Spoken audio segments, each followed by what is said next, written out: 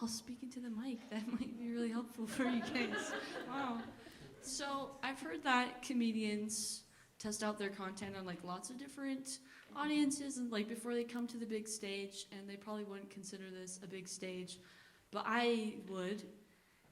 And seeing as most of what happened that is in this happened this week, I've obviously tested it out a lot. So get excited. Pretty good. So Logan tells me all the time that I jump into stories and I start mentioning people without any context, and all the listeners are like hecka lost. And you know what? I believe in the listeners. I have way more faith in them than my husband does, and I feel like if they keep listening, they'll pull it together and it will be good. Also, I feel like that's part of the adventure of the story, so I'm not going to stop. And so I don't know if I could stop. So if that happens, you've been warned. There you go. So I went to a work meeting, and my boss, we're talking about having difficult conversations, and my boss is like, you know what, I've like been in this industry for a while, and I think like the two best phrases that I've learned for like starting out a difficult conversation are like, I've noticed that, and are you aware?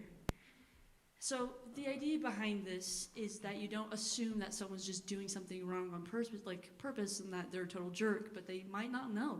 So you give them the benefit of the doubt, and also like using this language helps them feel like you're not just attacking them. So I was like, oh, that's pretty cool. But you can also use it for being facetious. So you'd be like, oh, I noticed that you have a mullet. Are you aware that mullets should have stayed in the 80s? But then I was like, okay, that's kind of abusing it. Like, no, he told us this in good faith that we're gonna use this to make the world a better place. And I'm like, no, it's a good thing. Like, I'll try and use it in my life. And so my husband and I are driving. We're like pulling up in the parking lot. And like as we're passing the parking spot, he realizes it's the only parking spot. So he's like starting to turn. And I'm like, there's no way you're gonna make this. And he's like, okay. So he starts to back up. But there are pedestrians there. So he's like, that was probably enough. And starts to like just turn again. And I was like, you need to back up? And he's like, I can make it. And I was like, oh, you're gonna hit a car. I'd feel better if you didn't. And I was like, oh, I'm really sorry. I've noticed you're about to run into a car. Are you aware I would feel more comfortable if you did not hit the car? It's really helping our relationship. Frankly, you should all try this. So yeah, that's been really good. And something else that we do to strengthen our relationship and grow closer together is we play a lot of games.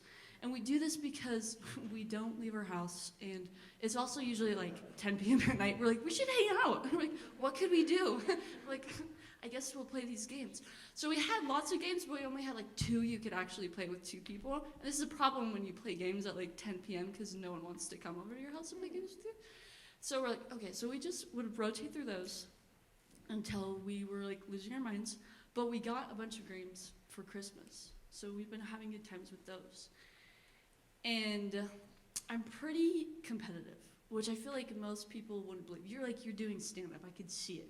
This is not me normally, so stop it. Imagine. And so usually I'm like, I'm competitive, and people are like, you? No, there's no way. But like now, like I don't know. Like pregnancy has changed me, and my brain is too tired to filter, and I don't care anymore. And so people know now. And I guess just my in-laws, they're not Logan's in-laws. So they're big game people, which is super fun, except for his dad, which is hilarious. So like, it'll be like Sunday dinner, and he'll gather everybody. He's like, everybody, we're playing games, let's go. And he like gathers everybody, he makes them sit at the table, and then he leaves and does dishes because he hates games so much. But he knows that his wife likes games, and so he makes everyone else play games with her. And I was like, what a man, so good. So there you go, let that be a lesson to you. But we're playing games, and when we first started dating, I was like, listen, don't be competitive around these people. You don't want them to think that their son is marrying a crazy woman. So it's like, just like hold it in, it'll be fine. And so like, also like, I'm competitive, but I like choose to be competitive. It's like a mental thing. I'm like, do I care?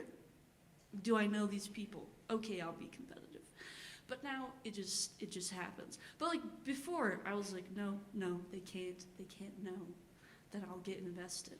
And so there's one day we're playing Chameleon, and I give a hint. I'm not giving context for this game because there's no time. So just imagine. And so we're playing this game. I give a hint, and then someone else gives like pretty much the exact same hint as I do. But then that person's like, Alicia is probably the Chameleon because her hint was garbage. I was like, you literally gave the same hint as me, and you're telling me my hint is garbage? And everyone was like, oh my gosh, wow. I shook their souls. For the next 3 weeks, like anyone come over and they're like, you should have been here when we were playing Chameleon. Alicia lost it. We've never seen her so heated. And I was like, key note to self, never do that again. They cannot handle it. And so I was like, pull it to the shell. And so I was like, okay, it's fine. But now I just don't care about anything. So I'm competitive, and they're okay with it. And I think they actually think it's funny, which is good, because we're playing a different game. The other team was going. They're taking their sweet time. And I'm like, that's fine. You know, like sometimes you got to take your sweet time. And it's my team's turn. And they're like, we're discussing. We have a bigger team than them. And then I see Logan's sister just slyly flip the timer on us. And I was like, I'm sorry. You just spent your whole life on your last turn. And you're going to flip the timer on me? And she was like, unflips the timer. I was like, that's right. We need this. So that's pretty average now. I'm a lot more vocal about things that I don't like. Like, one thing that I hate is when people are like, oh, just like, when people use the phrase rules as written, when they don't actually know the rules because they've never read them, and they're just basing it off of like when someone introduced this game to them 3 years ago, and they're like, I remember the rules. But like the people that taught them the rules didn't know the rules to begin with. So like everyone is flying by the seat of their pants. No one knows what's happening. It's a mess. And so I was like, no. I hate it when people say that. So I think really the best example of this in a game is Uno. Because Uno, I don't know if there's another game where you sit down and everyone's played the game before, but you have to say, so how are we playing? Like, what? And then the response is, oh, rules as written. Duh. And so you're like, okay, so you start playing, and they start pulling some real shady crap. You're like, this is not, what? They're like stacking draw fours, and it comes to you, and they're like, the color's blue, and you put down like a draw 2 blue, and they're like, you can't do that. And you're like, why not? And they're like, that's against the rules. And you're like, what? Sorry? Raise your hand if you stack 2s on 2s. I'm squinting, I can't see you. Very nice. Raise your hand if you stack 4s on 4s. Raise your hand if you stack 2s and 4s just undiscriminately, as long as it's the right color. That's what I like to do. But here's the thing, you're all wrong. All of you, every single one of you, fake news. That can't happen. Rules as written says, when a draw 2 is placed, the next person draws 2 cards and their turn is over. That is rules, okay? That's rules, which is kind of lame, but, you know, Uno does what it wants. So, I forgot what I was going to say, guys. But that's why we wrote this down. So, yeah, I'm just going to throw it. Can't be done. Da-da-da. Okie doke. That one's gone too. Very nice. Okay, very cool. So yeah, if the draw 2 is laid, that's the end of the next person's turn. They just pick up those cards and their turn is over. And someone might be thinking like, I knew that. I've read the rules. No, you haven't. Not all the way through. Okay? Stop. Everyone who's honest is thinking, but what about the +4s? Thank you. Great question. This is what +4s do. This is how I know no one's read the rules at least all the way through, because I've never heard anyone do this.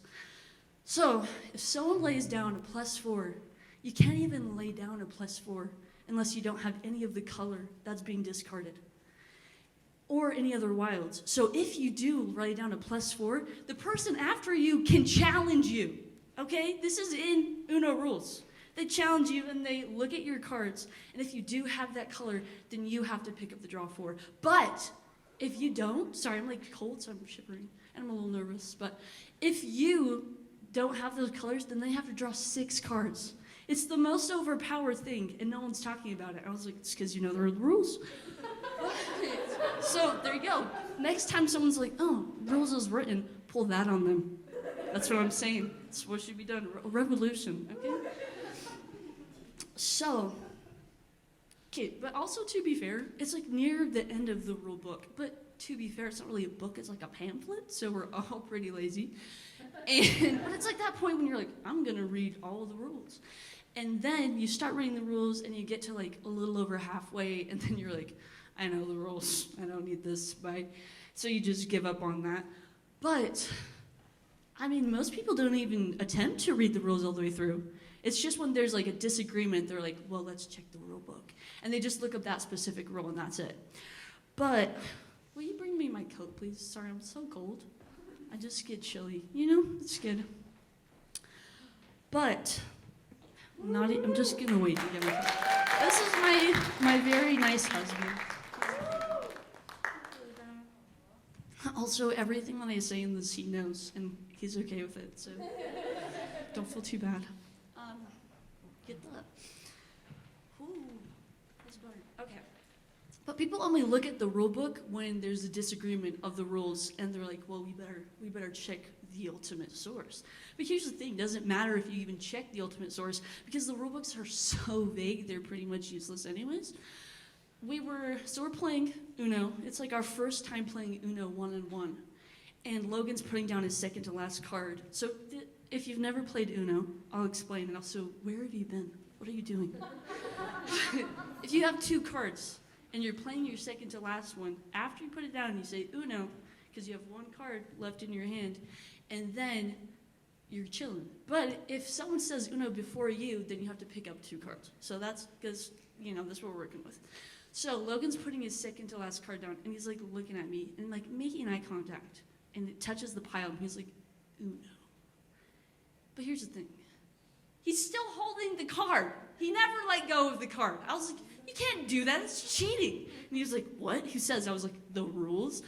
And so we're like, fine, we'll look it up. And so we pull up the rule book, and the rule book is like, listen, when someone has just 1 card in their hand, they need to say Uno. And we're like, what does that mean? Does that mean after, like, once they can see it, because it's not in your hand anymore, or, like, your actual physical hand? Or so it was just useless. It was not helpful. And so we, like, go head-to-head on this. I was like, no, this is the most bogus thing I've ever had. This is fake. And he was like, no, like, that's a thing. He was like, the way I play Uno is that, like, if you're the one putting down the card, like, you can say it when you're still holding it, but no one else can. Like, they have to wait for you to put down the card. But, like, if you do put down the card and you say Uno and it's a tie, like, the person playing down the card still gets it. And I was like, so what I'm hearing is, like, the person playing down the card, like, can't lose? And he was like, well, yeah, like, what's the point of, like, if you're about to win and then suddenly you don't win? And I was like, maybe the whole point of the game, and that's why they named it Uno? Like, I don't know. I was like, I think actually the purpose is to give everyone else false hope that there's still a chance to win. And that's why the game keeps going. And he was like, maybe. And I was like, no, 100%. Like, there's no way. And the thing is that, like, it dawns on me that I'm like, we can't just not decide, because, like, we're a household now. So when people are like, what are your house rules? We're like, we've got to have them. And so I was like, oh, shit. I was like, no, we have to know what's going on. Like, we need to come to a decision. And he was like, no, and I was like, we will never play Uno in this house. Like, we got to know. And so he's like, fine. So we come to the decision that if there's a tie, it goes to the person putting it down, but they have to put the card down. And so I was like, okay, Google. So we play again. Same thing happens. We get to Logan has an Uno. And then he's like, kind of like he's like about like to shuffle, like the very end of a shuffle, and he's just holding it. So it's still touching, but he's still holding hard. We're just like making, it's like a little duel showdown of like who's gonna shoot first, and then he's like, Uno. But okay, he actually did it like way faster. He was like, Uno. And I was like, okay, that was bogus. No. I was like, that is not what we agreed upon. He's like, it was. He's like, I let go of it. Like, it was, and I was like, no. And I was like, if you do that, then I get the tie. And he was like, what? No. And I was like, yes. And so we re-debate, and we come up with actually the same rule, except for he can't cheat. And so I was like, listen, you can't set down the card like a psychopath. You just need to set down the card. And so he's like, fine, I'll do it. And I was like, cool. And so we're playing again. But this game is like, it's going so fast paced. And like, we've each had like multiple Unos where we say Unos and we're fine. And about like Logan's third time saying Uno, it like dawns on me that he's doing this. Uno. And like dropping it from a foot in the air. And I was like, how am I supposed to know when you're letting go? Like, or like, is it when it hits the pile? Or like, I was like, that's freaking sus. But it's too fast paced. And I was like, also I feel like I've harassed him too much already. I was like, I'll bring it up later. And so the game ends. I think I might have won, but really I can't say. And like the game ends, we're like eating a snack later. And I was like, so, babe, I noticed that when you were playing your second to last card, you throw it from a foot in the air, similar to like the salt meme that used to be really big. Are you aware that seems a lot like cheating? And then Lucas, what? No, I have to! You can't take that away from me. And I was like, I didn't. And then he was like, but you were going to. And I was like, but I was like, I think what you meant to say was, I noticed that you were trying to take that away from me. Are you aware? But no, that's it. Thanks, guys.